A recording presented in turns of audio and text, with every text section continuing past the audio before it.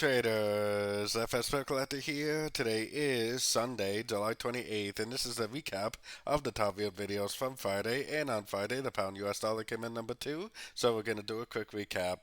If you didn't see my full down analysis on Friday morning for the pound US dollar, make sure you check that out, linked at the end of this video over here.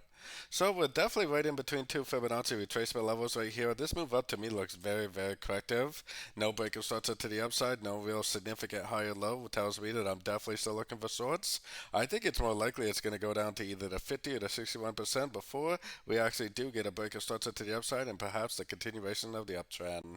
So taking it down to the 1 hour time frame, I'm definitely still looking for shorts. It has kind of broken to the upside a little bit, but I kind of have the feeling that this is more likely an A.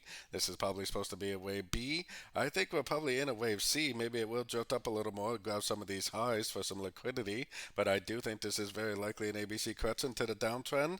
I am definitely looking for shorts based on my higher time frame, so I definitely will continue to go short at the end of every pullback I see for the continuation of this move down. So don't forget to join my free Discord channel, which is linked over here in the corner. And as always, thank you and happy trading.